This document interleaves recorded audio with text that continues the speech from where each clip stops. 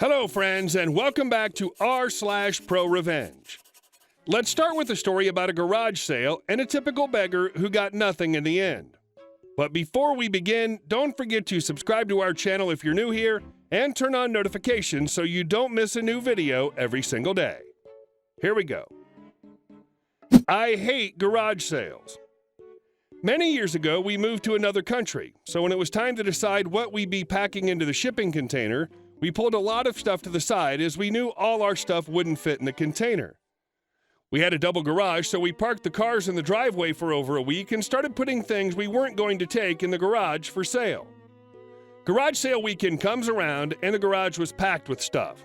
There were a lot of baby things that our then 3-year-old no longer needed, including a bouncer, portable cot, stroller, etc. These were all high-end pieces because, like most parents, we were afraid of getting cheap items that put our baby at risk. Plus the other household things like outdoor furniture, tools, bookshelves, crystal sets. You get the picture. We put an ad in the local paper advertising the garage sale, and at 7 a.m. there were already people waiting outside. The prices were all reasonable because we wanted to sell everything in the garage, and for the most part the garage was emptying nicely. The baby items were sitting along one wall when Karen, K, comes in. K, how much for the baby items? Me. The bouncer's 10, the portable cot 40, and the stroller's 20. That's too expensive for old things. I'll give you 10 for the lot. No, these items are in good condition and the prices are fair. This is when Karen slipped up and said, I own a second-hand store and I'm telling you, you're asking too much. Oh, I see now. You want my stuff for next to nothing so you can make money from my things in your store. You can have all 3 things for $50 or you can leave.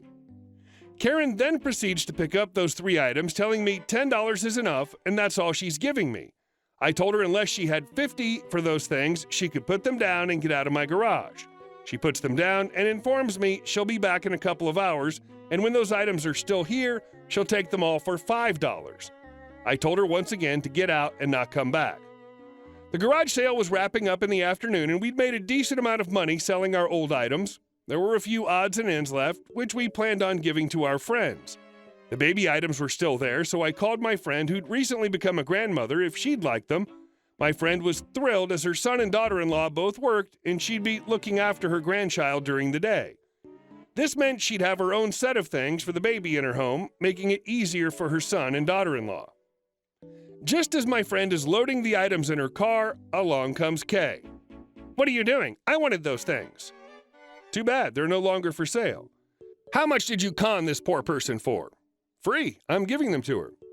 You can't do that, I offered you $10 for them. Actually, I can, they're still mine and I can smash them to pieces or give them away. You'd rather give them away than make $10? I wanted them first. You know the rules of selling, first in, first served. There's also a thing called paying a fair price, and you refuse my price. See ya.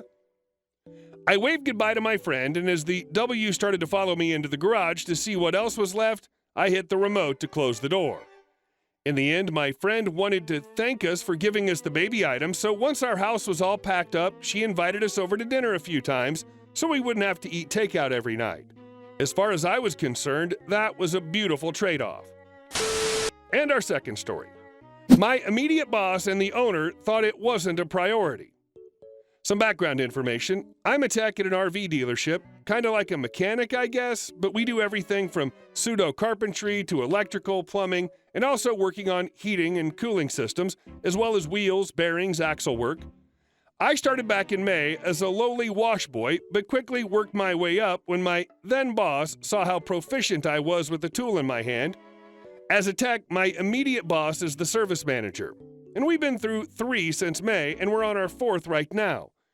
Being that there are 2 other techs and things are slowing down this time of year, I've been helping out in other areas as well, mainly moving customer/lot units. We use a forklift with a hitch attachment as well as a Kubota, cleaning snow, etc., etc. There's also a newer lot worker that I've been training and working alongside. So with that out of the way, I'll dive right in. I live in Maine, and we've had a few storms this year. Not a ton of accumulation, but probably one storm of 4 to 5 inches and another of around the same volume. We have a back lot that houses all of our snowmobile trailers, cargo trailers, utility and car haulers, and horse trailers. Probably about 150 units. After the first storm, I'd gone to my immediate boss and asked if he wanted me to clean the tops of the trailers while the snow was still light and easily movable. He went to the owner, small business, and the owner said no, it wasn't a priority, and he didn't want to waste resources doing it. I said, okay, fine. I knew most of it would melt, but it wouldn't be long before we'd get more snow, and we did about a week later, another 4 to 5 inches. So after this next storm, I asked again if they wanted me to clean the trailers of snow and ice, and again I was told no, and this time it was a little more forceful as I was brushed off. Cut to this week. Apparently they weren't aware that having snow and ice, technically classified as loose debris on top of your trailer in transit, is a minor infraction with the law. I guess a customer got hit with it and came back to the dealership to complain, and my immediate boss and I got reamed out. I told the owner that he'd said twice he didn't care to have me remove the snow and ice from the trailers 2 storms in a row, and while the snow would have been easily removed then, it had snowed, melted some, froze, and so on and so forth. So now it'd be a hassle and couldn't easily be accomplished in one day. So I said fine, and we started cleaning the units. We had a customer unit Friday morning go, and keep in mind I hadn't been at the dealership the last winter, so had no idea the best way to remove the snow. I used a pressure washer that we have in the shop with a boiler attached so the water can reach 275 degrees, as well as a shovel. This snow was baked on there. I mean, there's no other way this snow would have come off. None of the other techs helped me, nor the salesman who'd sold the trailer, and not the newer lot workers or my immediate boss. I was out there for over an hour and a half at the customer cleaning 3 inches of ice and snow off his 24-foot-long snowmobile trailer, and I guess the whole time the owner was watching on the security cameras, because not long afterwards, my immediate boss was chewed out, and subsequently me. It didn't matter how much I made a case for using the pressure washer, they wouldn't listen. The owner wanted me to use a snow broom exclusively. If you don't know what this is, it's a small foam rectangle with a long, flimsy metal handle, something you may use to clean your car off, and they wanted me to clean the whole lot with one. So I begrudgingly said, okay, fine, whatever you want, boss, and I did. I spent the remainder of Friday down in the back lot cleaning, as well as the full 7 hours yesterday. I cleaned off a total of 14 units, broke 3 snow brooms, scratched several side panels. This'll all have to be warranty work, but it's a long, crappy process to get this done through warranty as opposed to dealer pay. And in my absence, several trailer pull-ups were neglected, as well as some of the other duties I cover.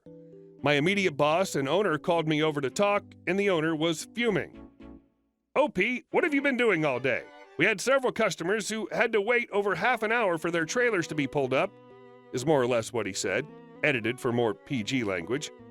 "You said you wanted me to clean the trailers in the field with a snow broom and nothing more. And when my immediate boss showed him we had to bill out warranty work as well as 3 snow brooms and a new ladder, he stormed out and said he'd come up with another, more efficient way to clean them, particularly after he saw I spent the better part of 2 days doing it.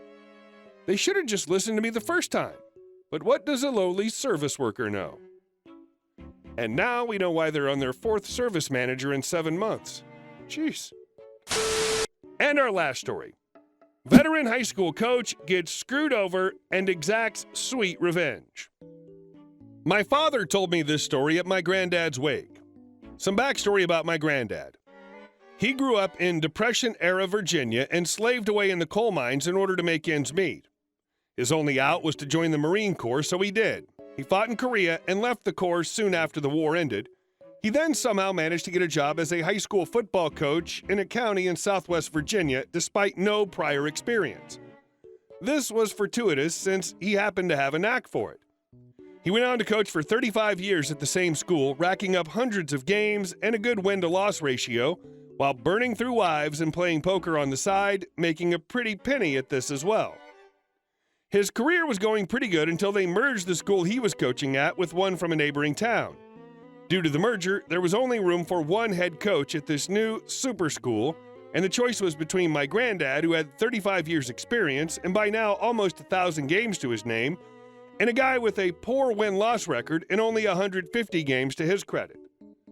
Obviously, the school board chose the inexperienced guy. My granddad complained to the school district about this terrible, terrible decision, and in response, they relieved him of all coaching duties and shoved him into teaching an 8th grade health science class. Now, bear in mind, they did this to a man who'd fought communists in Korea, had 3 teeth drilled out without anesthesia, always managed to charm the cops into leaving him alone and had survived working in coal mines in the 1940s. By now, the man had no F's to give. My dad at this time was the starting quarterback for the school's football team, so he witnessed the ensuing battle firsthand. My granddad decided that he didn't want to teach 8th grade health science and decided to make the school board suffer. The man never got sick and never took a day off in his entire career, so he had quite a few leave days saved up. He decided to take them all at once, for the entire first semester. He only showed up to class on Mondays. The district brought suit against him, but when the case went up in front of a judge, he looked at what they'd done to provoke my granddad and promptly told them to F off. So for the next year and a half, my granddad only taught his classes once a week and cost the school board tens of thousands of dollars in substitute teacher fees, in addition to getting full sick pay. He nearly single-handedly bankrupted the entire district for pissing him off. Finally, halfway through the next school year, the district offered him his old job back. He politely declined, tendered his resignation, and almost immediately got snatched up by a district in the next county over. 0 F's given. I miss this man. Hey guys, thank you for watching the video. I'll see you in the next one.